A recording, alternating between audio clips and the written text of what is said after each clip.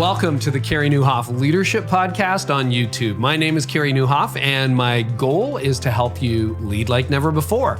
So what I do every week is I sit down with world-class leaders and church leaders, business leaders, and I talk to them about what made them who they are and try to have the conversation with them that you would have if you got to sit down for lunch with them or have dinner with them or really got to spend some time with them. So we go into the backstory and we explore what made them who they are and some of the principles they've learned along the way. So if you enjoy this episode, I would love for you to like it, to subscribe, and also to share it with your friends. And in the meantime, here's today's episode. Greg, welcome back to the podcast. Hey, thanks for having me. I'm honored. Well, it's a three-peat for you because there's going to be one episode. I think this is over like 3 or 4 years, right? But it just got so good. We're like, well, we have to have you back. And then I don't think we quite finished. And then the world blew up. So now that the world is blown up, we're going to have a slightly different conversation. But it's a real specialty of yours to build into the guest experience. And obviously, we have a ton of church leaders listening. That's your expertise. But the same is true for business leaders as well, right? If you own a restaurant, if you own a store, those first impressions, those those opening moments. And we will link in the show notes to those previous episodes so guests can go or listeners can go back and listen to it. But the experience and the impression starts so much earlier than, hey, I just walked in the door, right? Right. Yeah, I'm known kind of as the church secret shopper, but I also secret shop businesses. I secret shop banks, restaurants, hotels, airlines. Why would you secret shop a bank? I got to ask that. Other than to case it out. I mean, other than, casing out the joint, why would you do that, Greg? I've done it all. I've opened up accounts I don't need. I have extra bank accounts that I don't need just to have gone through the process. But yeah, there's a lot of hotels that I will secret shop and go spend the night at, and restaurants where I've gone and ate and evaluated everything. But it's something used across all industries. Wow. This isn't on the sheet, on the questions, but what are some of the similarities? What are some of the universals, whether it's a bank, a restaurant, a hotel, or a church that you're just like, yeah, you violate these and it's over? Well, I would call it bookending. They want to know that you are acknowledged and seen and spoken to when you walk in, and you are acknowledged and seen and spoken to when you walk out.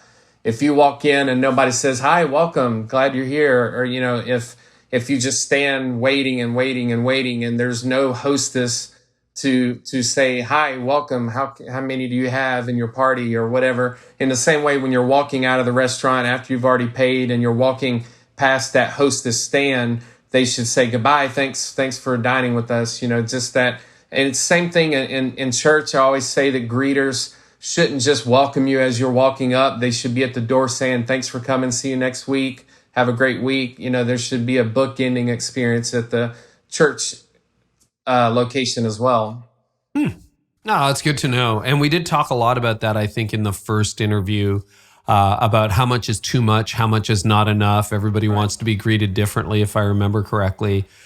So before COVID and the crazy 2020 that we're all in, you had said long before that happened that your website is really your first front door. It's the new front door. It's not the parking lot anymore. It's not the front door. That's not the first impression. And suddenly it was the only door, right? For almost everybody, for restaurants, for businesses, for churches.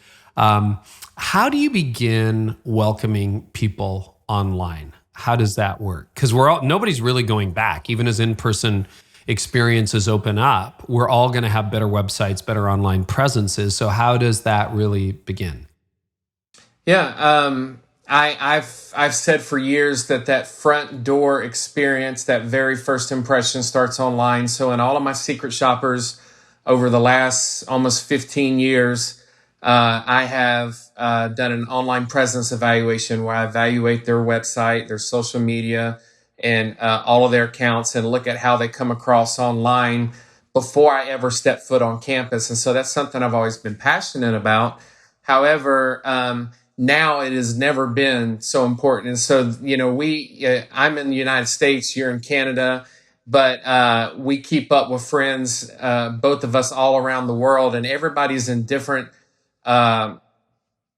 circumstances right now. Some people have opened up, some people have not opened back up. Some people are exclusively online and plan on staying online until 2021 or 2022. I just heard the other day. Really? You heard the first 2022? Yeah. And people talking about vac till there's a legitimate vaccine. And then some people have gone back to a hybrid approach.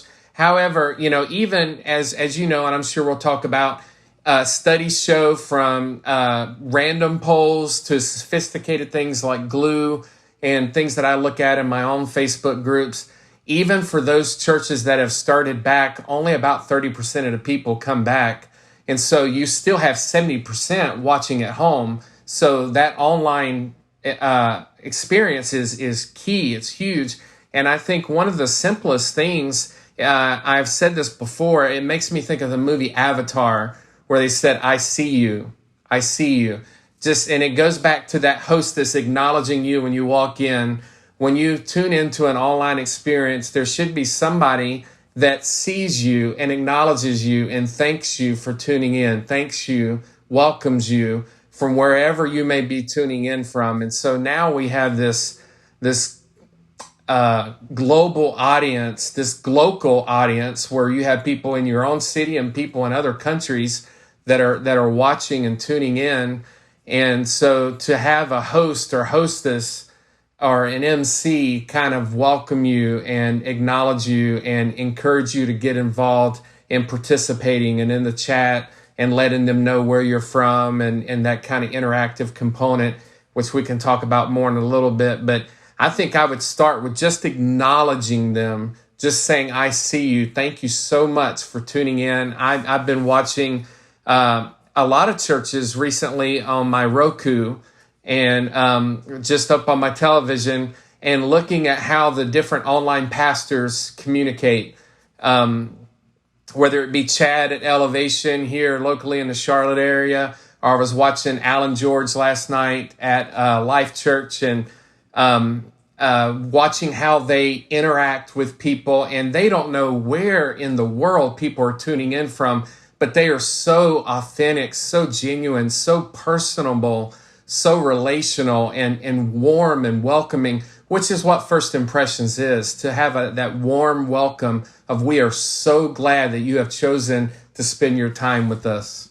So can you tell me from them or from others that you've watched, let's start with best practices. So how do you do that? Let's drill down on that a little bit. What is the online host? Sometimes, at a big church like Life Church or Elevation, obviously they have staff and this is like your job, right? But let's imagine even with like volunteers who are doing that, or someone who's a student pastor, but also is a Sunday morning host, or how do you do that well? What are the best practices?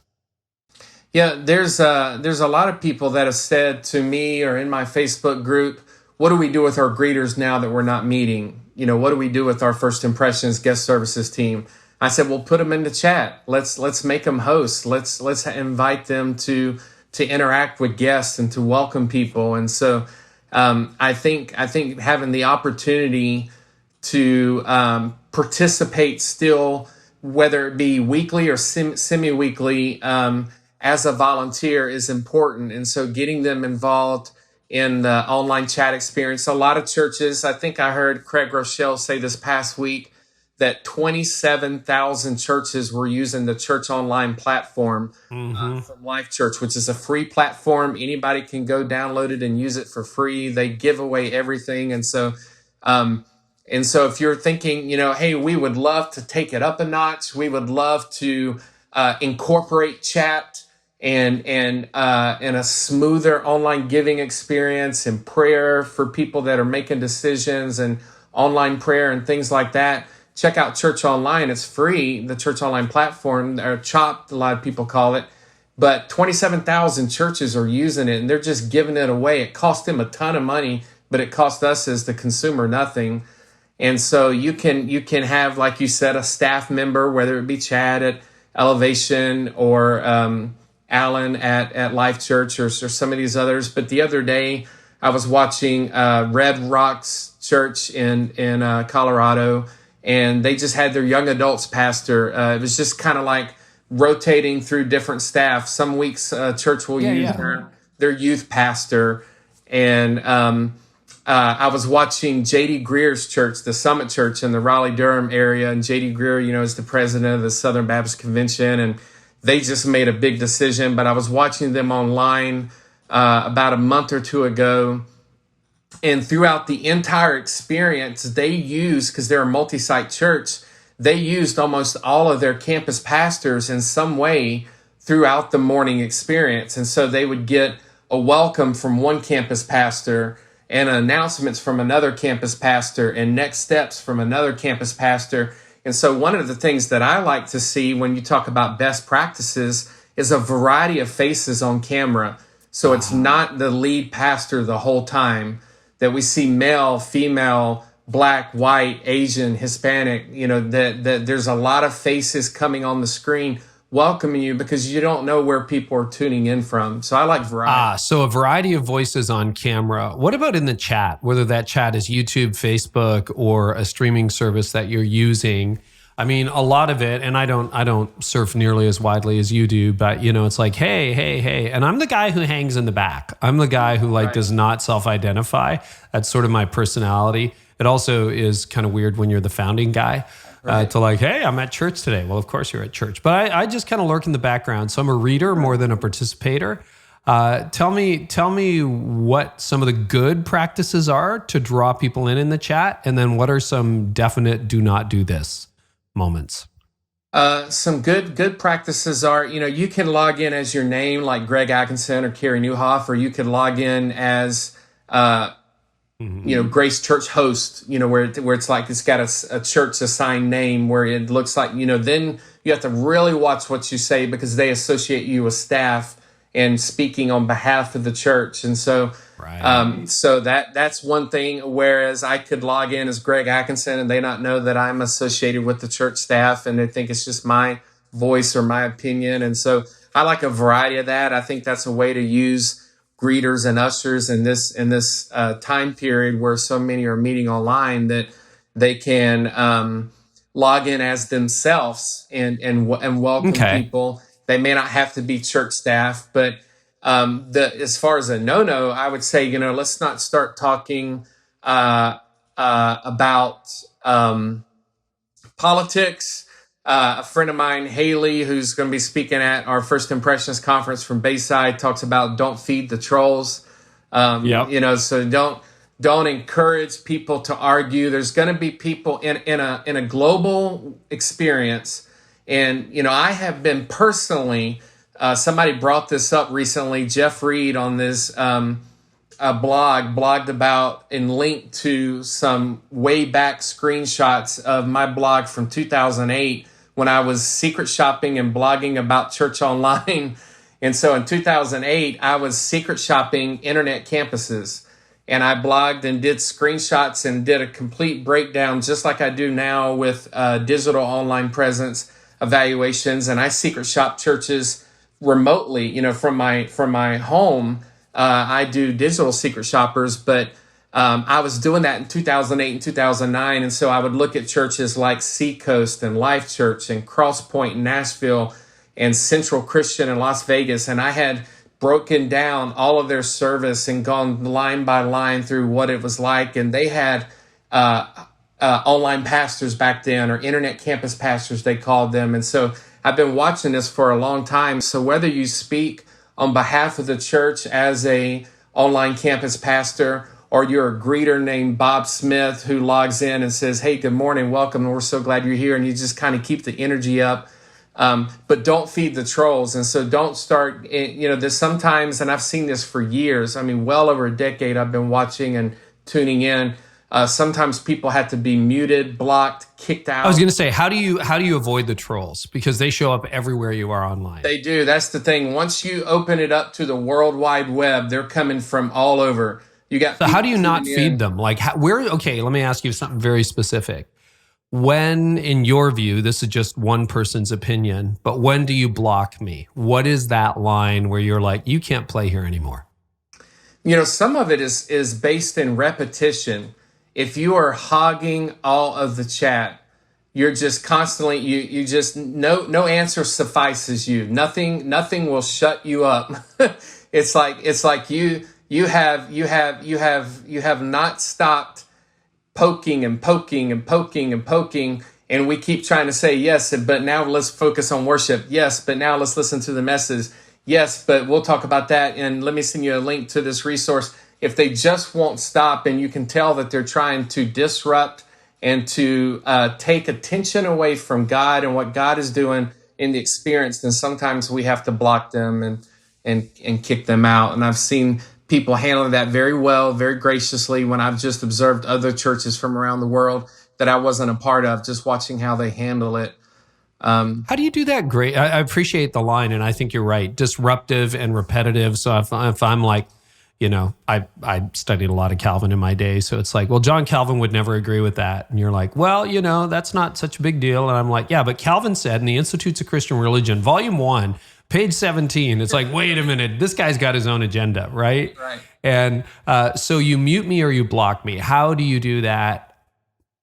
Like, what happens to the chat then? Do you follow up individually with someone, or you just kind of like block them, or how would you recommend handling that? Because I block lots of people in my life, so I'm asking as a fellow practitioner of blocking. I think a lot of churches handle it differently. I don't know how many actually follow up with people, or how many just block them and never talk to them again. But I've had to block a ton of people on my social media. And as you have probably seen, when you're running ads for things on social media and on Facebook, there's a lot of people that just want to say negative stuff and start bashing. They have a fun time just taking you on, don't they? Yeah. And so I have been posting ads for the First Impressions conference, and we have a marketing team that's been posting ads, and I'll watch people just start, they're atheists that have an issue with Christianity, or they have an issue with one of the speakers, or they want to just start spamming the account, and we have to just say ban user, and delete their stuff. And you're like, that's okay. Yeah, it's unfortunate, but in a chat experience, I think there are some people that maybe they're the EGRs, extra grace required, and maybe somebody has a little bit more patience and is a little bit sweeter, and they say, Bob, could we go over here in this private chat and talk offline, and I'll answer any question you may have. And so there may be some people that have that makes sense to have more than one host, because it can get totally overwhelming, right? At that Absolutely. point. Okay, that's a really good practice. What if it's someone from your church? What if it's not, Troll 789 from wherever? Right. What if it's Greg Atkinson or Carey Nieuwhof, and you're like, wow, those guys are not having a good day? How would you handle that? Like, I think your offline thing is a good idea. Are there any other suggestions? I would take them offline, definitely. If it was somebody who I knew was a part of our church, I would call them, text them, email them. I would message them on Facebook. I would say, hey, let's talk in private. Let's not get into this and disrupt people from experiencing the online experience. Let's talk offline, or can I take you to coffee this week? But I don't think I've ever seen that, but it's interesting to think about. I've seen it once or twice. It's happened. Yeah, I don't doubt it's happened. No, I like that idea too, because it is pastoral care. And I think your idea of having multiple people who are on, and a great way to use your volunteers is I talk to a lot of church leaders who aren't able to meet yet or are significantly reduced, which is pretty much everybody.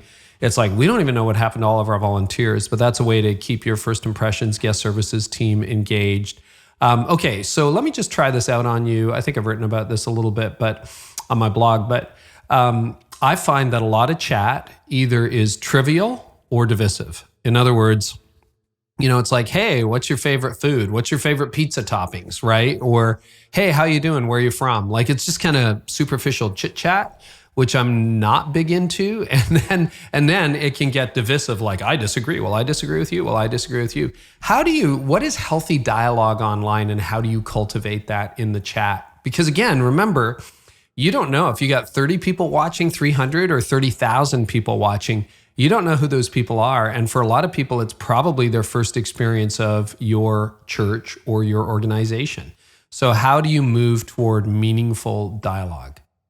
Yeah, you said something in passing that is key. As a First Impressions person who is passionate about that guest experience, I am very aware that somebody is tuning in for the first time.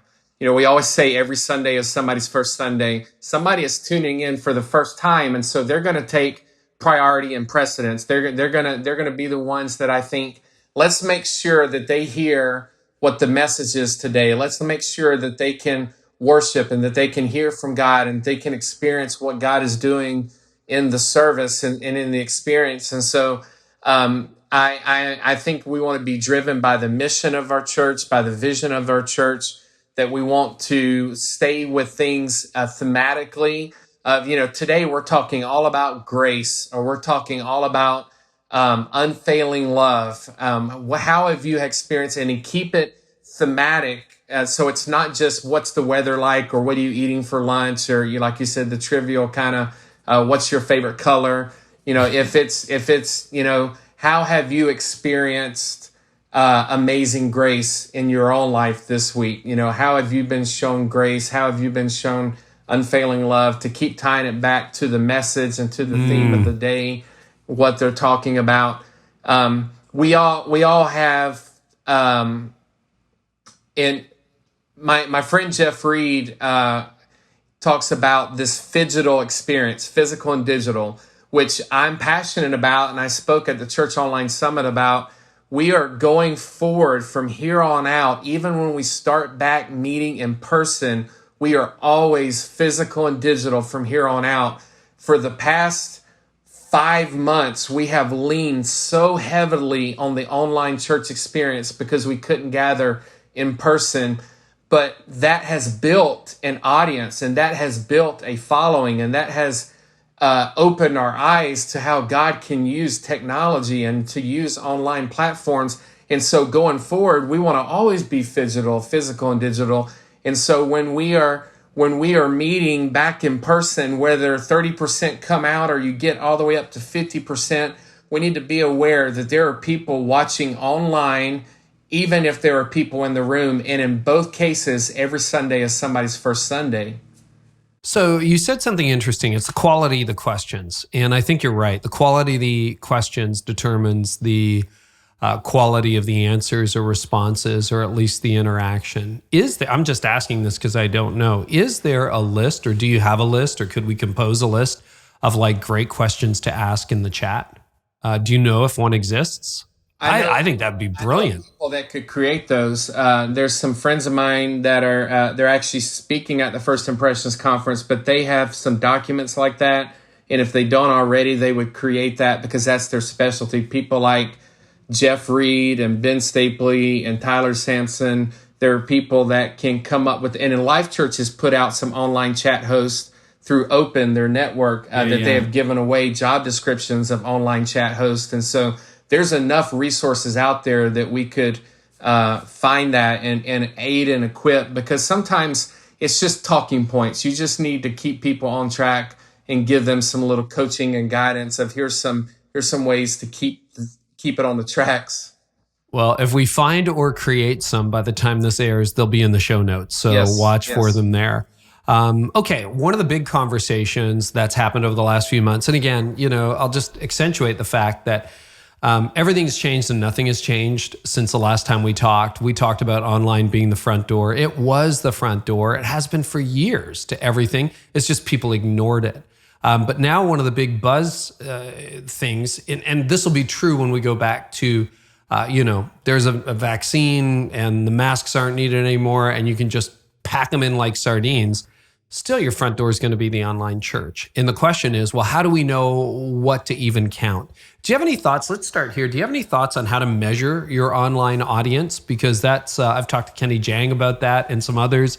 It's a fascinating conversation because the 3-second view isn't quite what you think it is. How to measure it, and then how to get viewers to become engagers. Love to pick your brain on that. Yeah, and I don't want to give away too much. I've actually been texting Kenny Jang for the past 2 weeks. He's speaking and putting together a good talk at the First Impressions Conference. Yeah. But there's a thing of I don't remember if it was you I read that talked about vanity metrics or metrics. I'm not the only one, but there's a lot of vanity metrics. It's all about our ego, right? You hear, well, we had 5 times as much as we've ever had on a Sunday, or we had 10 times as many in attendance. And, I don't know how much of that carries weight, but I do think there's a lot of legitimacy of it's more than it used to be in person. And so you're getting more eyeballs listening to I get frustrated when I hear people say, well, people are trying to silence the church, or we're being persecuted, or they're not letting us meet. And I am like, the gospel has never been proclaimed so largely, so broadly, so loudly as in the past 5-6 months of this COVID experience. I remember hearing Craig Rochelle say that, I think forgive me if the numbers aren't exactly right, but I think it's pretty close. On a typical weekend, their church online experience would see about 5,000 salvations. The first week they had to go completely online, completely digital, and they couldn't meet in person. They had 15,000 salvations, 3 times as many. So that's not vanity metrics. That's, hey, there's more people tuning in. It's one of those 9/11 moments of everybody's like, oh my gosh, let's get back to God. Is the world ending?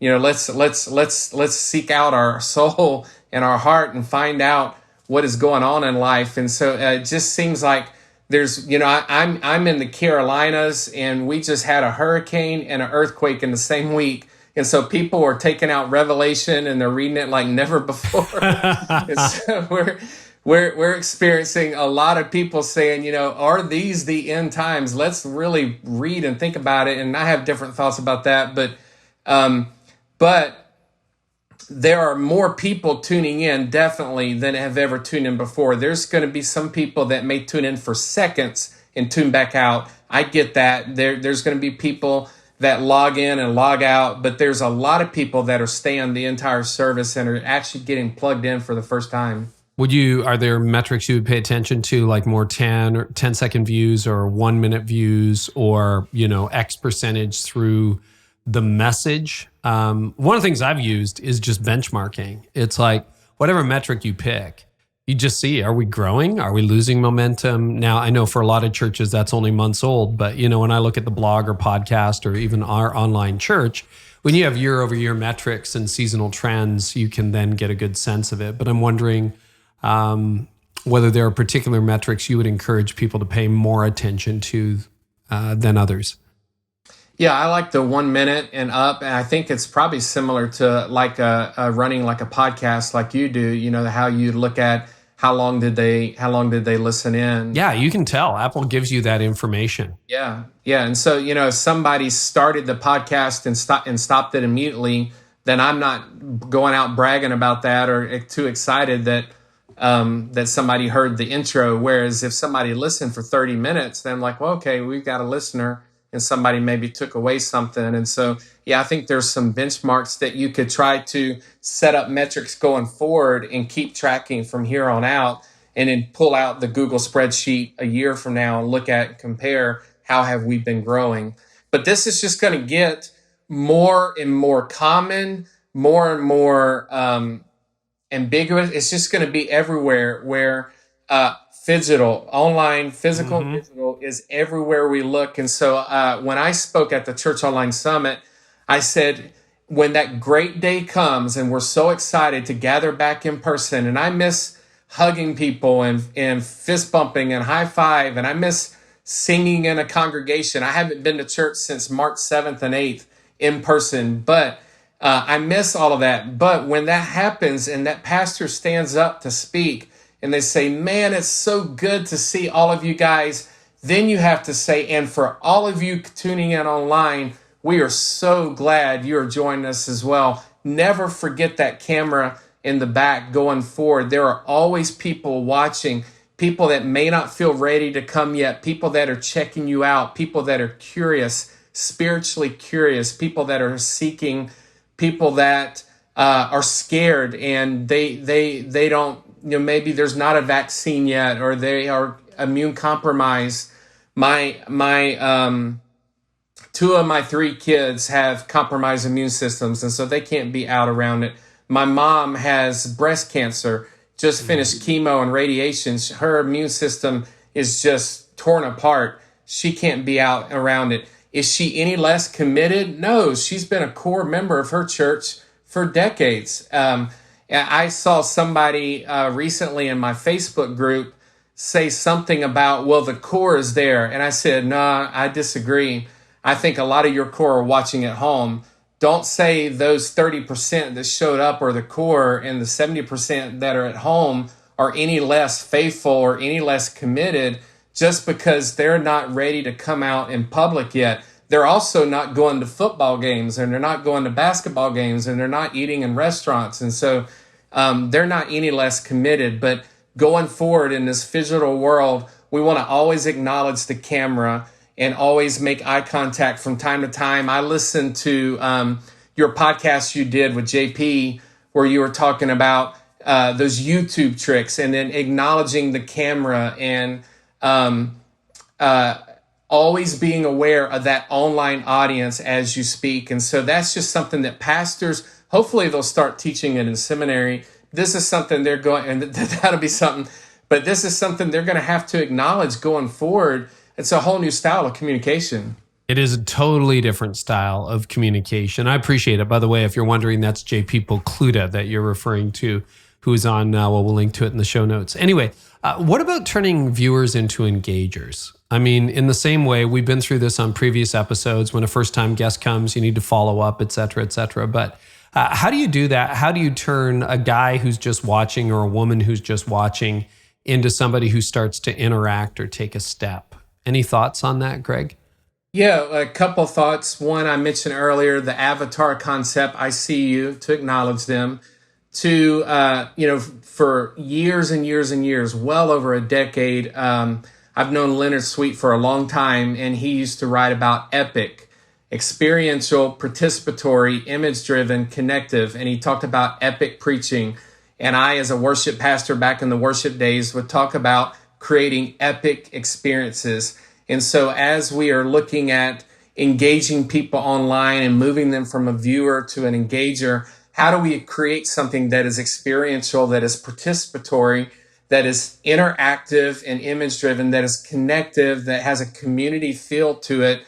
And a lot of it happens through the way pastors preach and communicate what the host says or does, and then pastors themselves.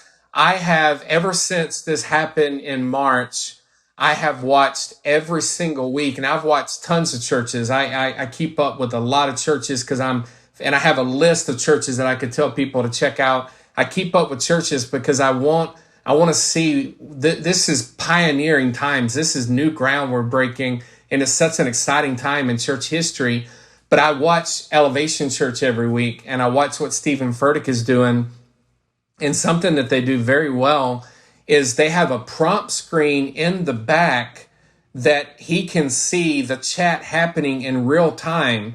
And so when he asks a question, he sees the answer in front of him on a giant monitor in the back, and he talks back to them. And he says, tell me this, and say this, and where's this, and where are you from here? And type faith in the chat. And he just sees it flying and scrolling. And sometimes he'll say, slow it down, because the responses are coming in so quickly. But he's interacting with he'll call out real names of people that he sees in the chat because they simply connected a prompt screen in the back of a monitor of what was happening in the chat.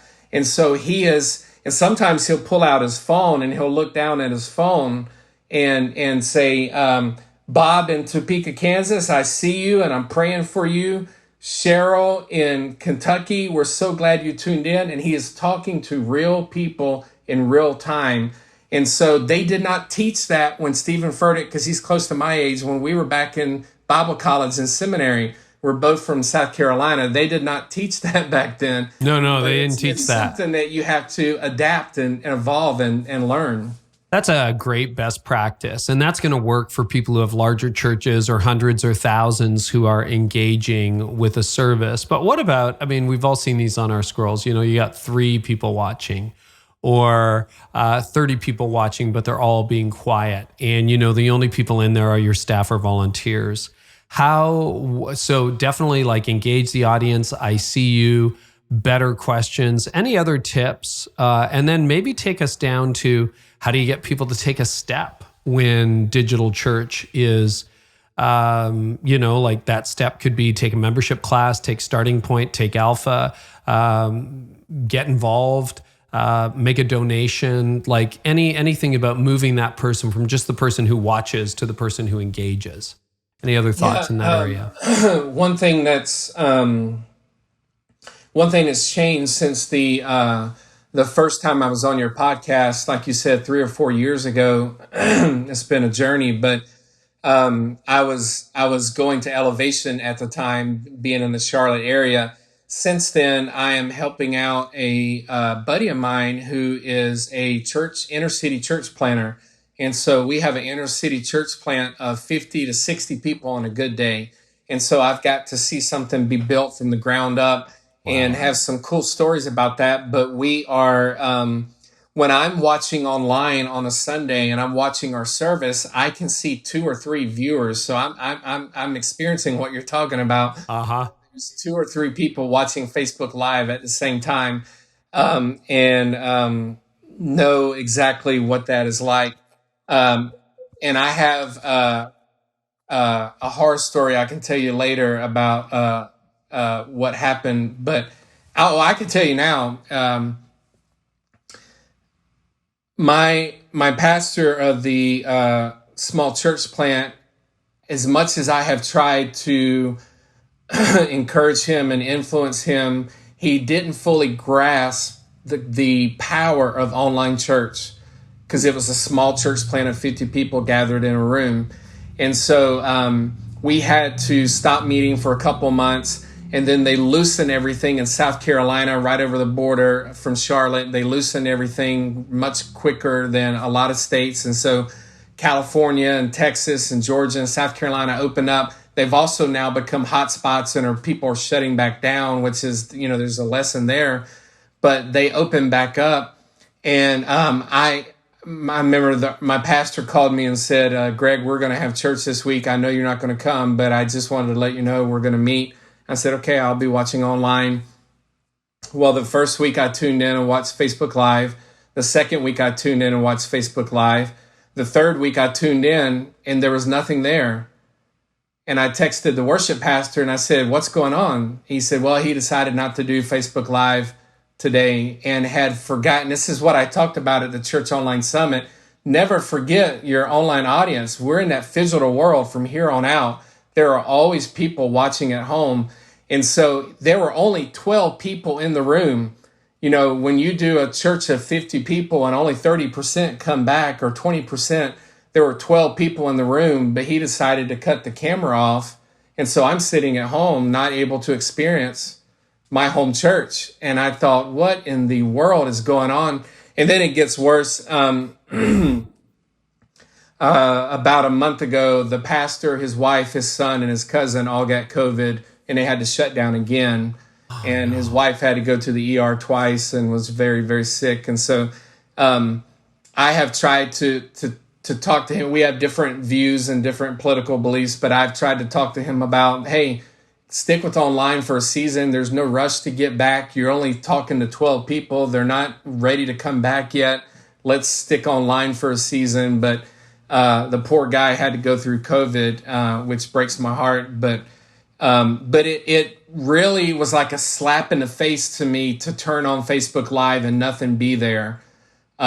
So there are a lot of churches, and we all know this. There are a ton of churches who have been online for years, and that's great. I've been talking about this since 2008. That's awesome. Then, as we have all heard and seen, there were a ton of churches that had to scramble when March came across and started signing up for streaming accounts and signing up for Facebook Live and signing up for Church Online platform. People were scrambling and saying, oh my gosh, what do we do? And they went online for the first time. My encouragement to you is never go back. Always have the both and. Always offer physical and digital from here on out. Don't go back to cutting those cameras off. Yeah, it's fascinating because you'll sometimes hear people say, "Oh, I'll be so excited when there's no more video calls," and I'm like, "No, I don't think that day's coming." Like maybe a day where 100% of your life isn't video calls, but video calling is here to stay, and the travel industry is going to be different, and culture is already different, and retail is going to be different, and church is going to be different moving forward. Yeah, and I think you're right. You're naming it a lot, and not just that pastor you named, and I feel bad for him and his family. But there's so many church leaders who are just struggling right now with change, and they don't like it. They want to get back to normal. They want to get back to what they know. So let's talk about in-person services. So again, please listen to the 2 previous episodes for some top tips on. And you know what we'll do? We'll get those transcribed too. I'm a big transcript guy, so I don't think we were transcribing episodes back then, but we'll just get those done, and they'll be there for team study and that kind of thing. But long story short, I would love to get your idea. Most churches have some kind of restriction, and that will not be forever, but it's for now, and it may be a long now. Could be months, a year, hopefully not longer, but you got to have physical distancing, perhaps masks, all these restrictions that seem to change every month. What are some practices, wisdom, tips that you would recommend, or again, best case, worst case things, like don't do this, all right, for churches that are worshiping with restrictions? I'd love to pick your brain on that. Yeah, I've done a lot of webinars in the last 3 months about this because people want to hear about how do we reopen safely. And they see that a lot of this happens through a first impressions lens or first impressions eyes for somebody like me that focuses on the guest experience. And so I first want to say that we start biblically and theologically with let's love our neighbor. Let's show compassion. What can we do best to love our neighbor? I saw a quote yesterday on Facebook. Andy Stanley said, during times of uncertainty, lead with your humanity. And I thought, yes, that's it. That's it. How can I be the best human possible and love my neighbor during times of uncertainty? How can I be human, show my humanity, and love my neighbor? And so I mentioned to you before we got started, I just came from the bank. I can't get in the bank unless I put on a mask. There's a mask at the door. There's a security guard there, and he won't let me in unless I wear a mask. I go to the grocery store. I have to wear a mask. And it's a simple sign on the door when you walk in that says mask required. There are restaurants that have opened up here in the Carolinas, and they came out with this Palmetto seal because South Carolina is the Palmetto state, and they have this Palmetto seal of restaurants that practice social distancing, wear masks. Their servers wear masks. They require you to wear masks until you sit down at your table, and then you can take it off to eat. And they do like QR codes for the menu, or they do paper menus and they throw them away. They don't do the normal menu. And so they've hit all these CDC guidelines. And for me personally, I love it. I say thank you. Thank you for looking out for me. Thank you for trying to keep me safe and healthy. A lot of people know I had my own health issue last year where I had to go to the Mayo Clinic in Minnesota. I was spending Thanksgiving at the Mayo Clinic. No fun, having test after test after test and surgery. And I can't get sick. I would be in a lot of trouble. My kids would be, my mom would be. And so when you say we're going to require our volunteers and staff to wear masks, I say thank you, thank you, thank you.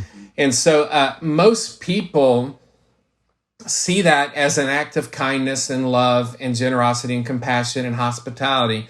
There are some people that are going to be the opposite, and they're going to get upset.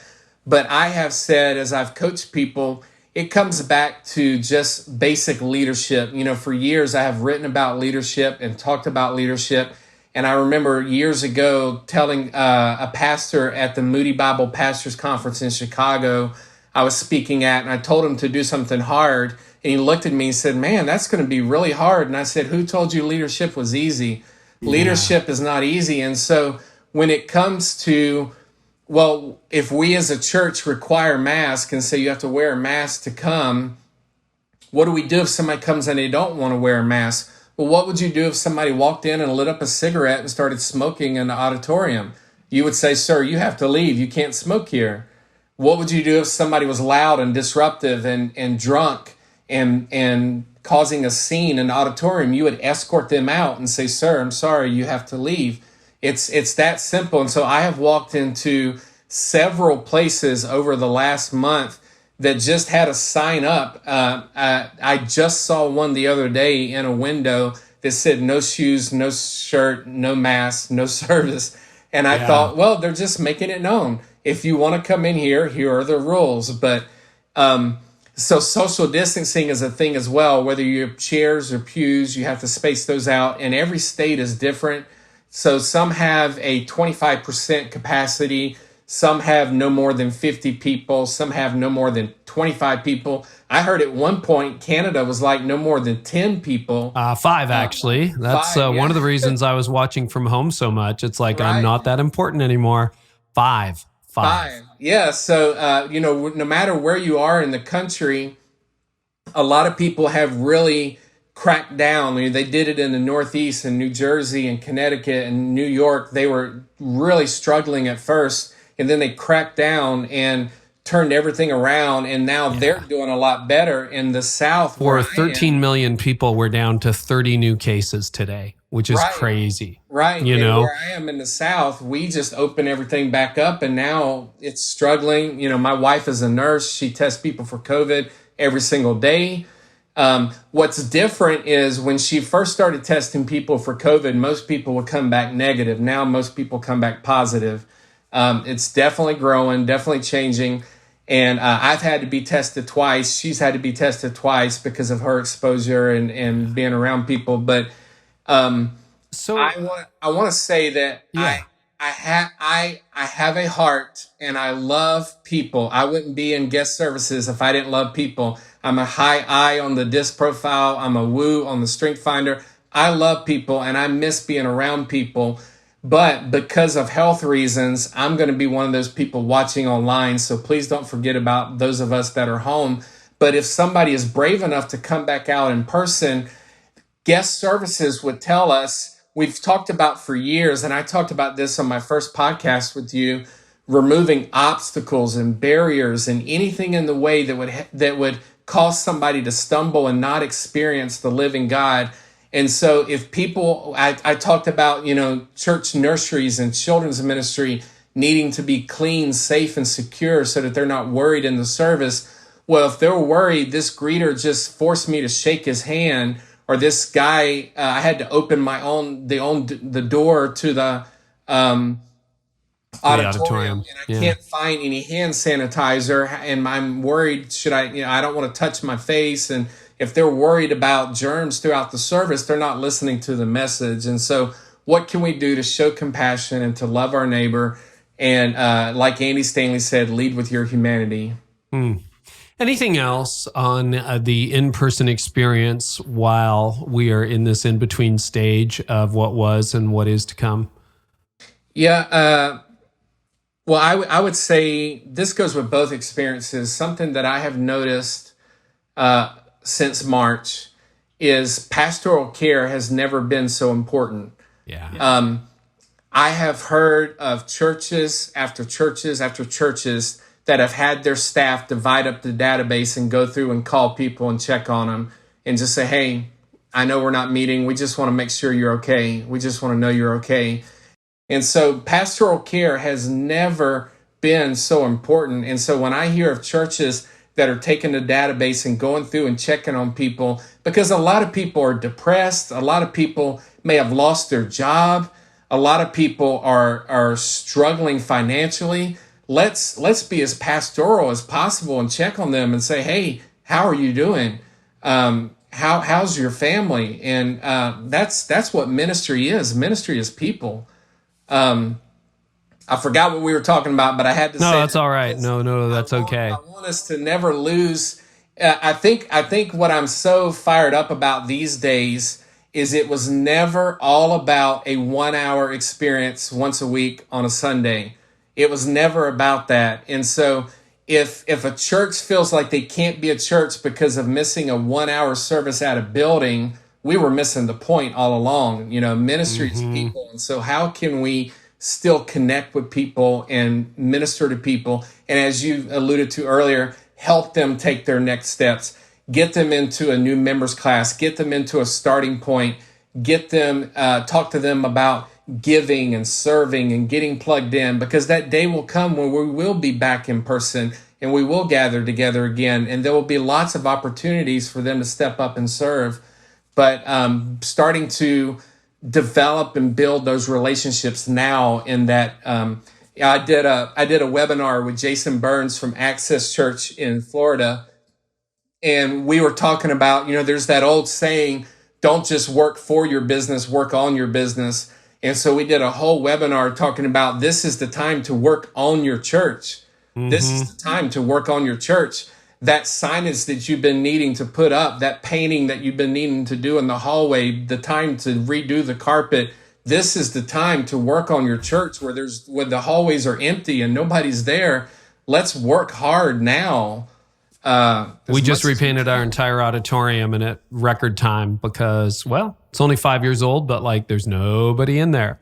Right. A few rapid fires as we wrap up. In-person worship. Do you think when there's a vaccine, there's no more masks, assuming we can move into that reality at some point in the future? Right. Do you think in-person attendance will ever return to what it was before? You think it'll be higher, lower, the same? What do you think? I think it'll be lower. I think a couple things factor into that, and the reason I think that is because I don't think a lot of pastors, unfortunately, have learned the lesson that we're supposed to have learned during this COVID season. And the changes that they made short term, as innovative and as creative as they were, they went right back to the old way and just forgot everything that we did to evolve and adapt and to innovate and to create and to be like filmmakers and, like JP was saying, YouTubers, and to all this stuff that we've been doing to make services shorter and creative and doing different things with worship and music and film and video and all this stuff that we have done. We just abandon and go back to the old way of the way it always was. And so for most churches, I think they're just going to go right back to the way they always were. And for that reason, I think attendance will go down. For churches that have learned a lesson and have adapted and grown and evolved and come back as a 2.0 new and improved version, I think they'll thrive. And we have to change what we're counting, because you can thrive in person and online and have a healthy online community. And so you may have less people in the seats, but larger online, and you just start tracking both of those. I remember last year we were filming for the First Impressions Conference at Elevation in Charlotte.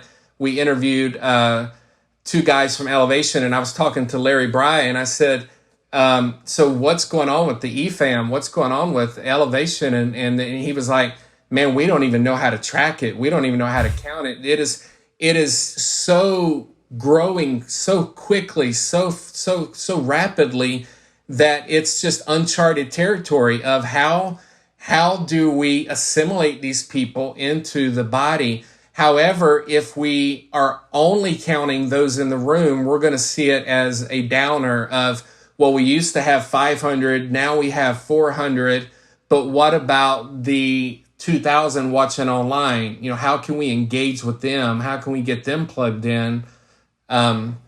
But no, yeah, I think that's a really good point. Attendance will go down. I've heard a few church leaders say, we don't even think we'll have room for everybody when they come back. I think there's definitely some consolidation going on too, with local churches closed. Elevation's probably, and others, not to pick on Elevation, have picked up some other people. Anything else you think will be different moving forward, Greg? I think where we,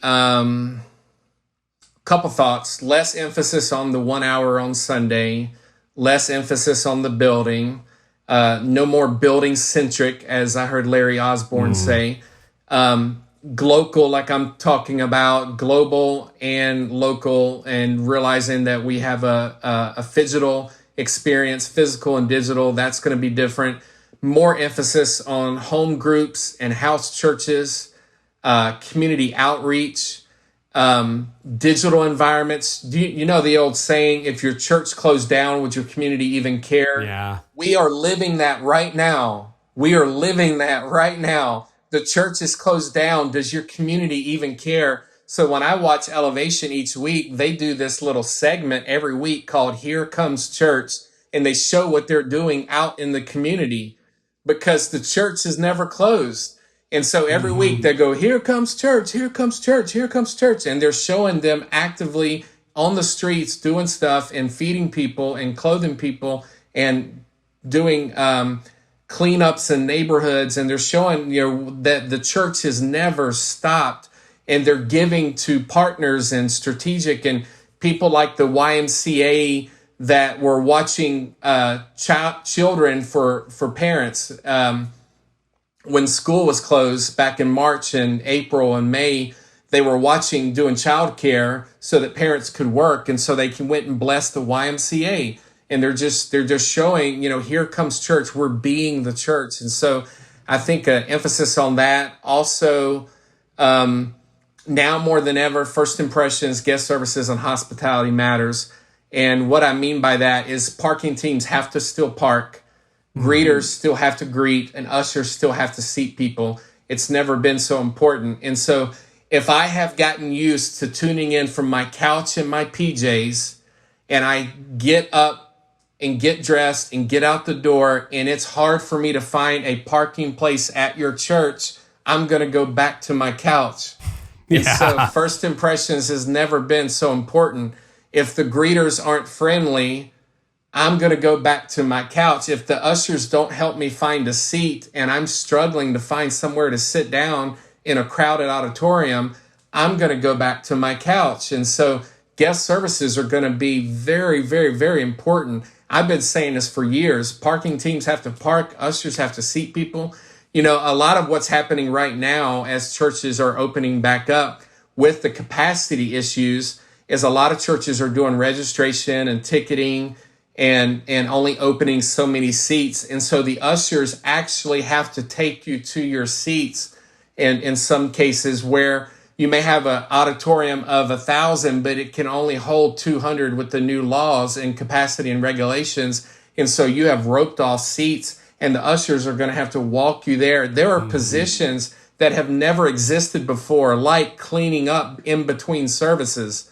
A lot of times back in the old days, we would clean the auditorium in the church building on Saturday, and we wouldn't think about it again until Sunday night or Monday after the services were over. Now you have to clean in between every experience, sanitize, disinfect.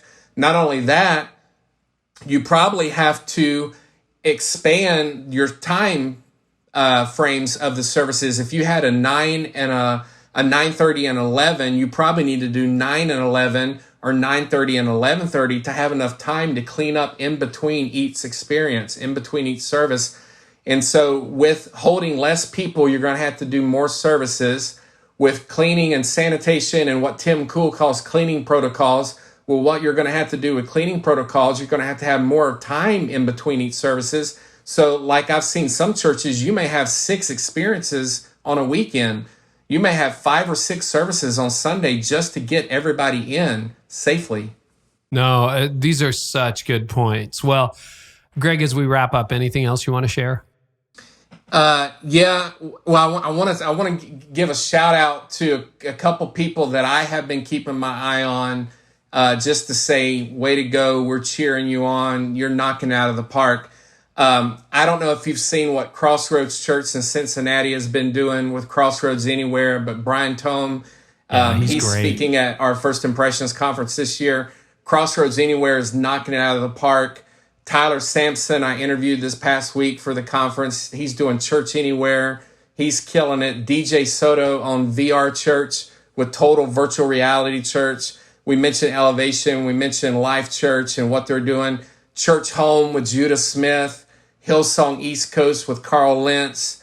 Summit Church and JD Greer, just announced that they're going to have 2,400 microsites, 2,400 home churches. They're not going to meet again together in one location until 2021. North Point Ministries and Andy Stanley not going to meet again until 2021. Crossroads and Brian Tome not going to meet again until 2021. These people that are just blazing a trail and sticking their neck out, doing some pretty bold stuff. My friend, and I know you got to interview him, Myron Pierce, with what he's doing with DigiChurches and having all these digital-only campuses all over the world, including one right here in my city. We brought Myron in last year to speak to our church, and he's doing some killer stuff. And lastly, I'll just share, Myron is also speaking at the First Impressions Conference, and you are as well. And we're so glad to have you back. You spoke at our very first one, and we're coming up on our fourth First Impressions Conference in November, the first week in November. It's after the election here in the U.S., and so we wanted to get past that and be on the other side of it. But November 4 through 6, happening all over the world. We have 10 Canadian speakers. We have 3 speakers from Australia.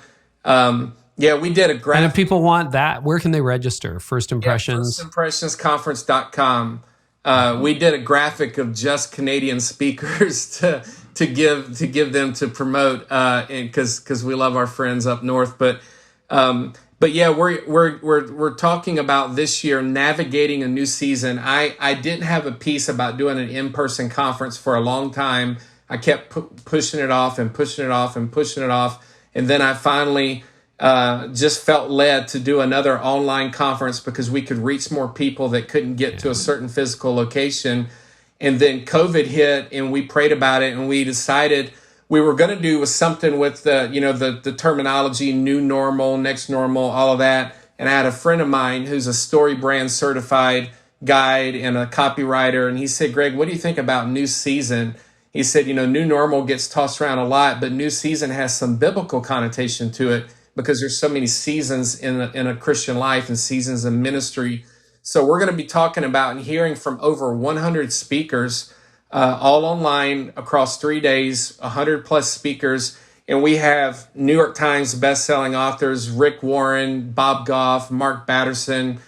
We have Nona Jones back. I mentioned Carey's back. And so we're so excited about this lineup. And they're all talking about navigating this new season. None of us are COVID experts. None of us have been through a pandemic before. We're making this up as we go. I had big on my notes right here in front of my computer, in case you ask something that stumped me, it's okay to say, I don't know. I have that written right here in front of me because we're blazing a new trail. We've never done this before. And so we're going to learn from a lot of practitioners and thinkers and people that are figuring this stuff out and leading well in these times. Well, Greg, thank you so much. We so appreciate that. And thanks for helping us figure out which end is up in these crazy times. Appreciate you. Well, I hope today's episode was helpful to you. You can always get more by subscribing to my channel. I also have a lot more content over at CareyNieuwhof.com for leaders in business and leaders in churches. And you can get transcripts of this episode there and so much more, plus some other stuff I do for leaders. So head on over there to discover more at CareyNieuwhof.com. And in the meantime, I really hope our time together today has helped you lead like never before.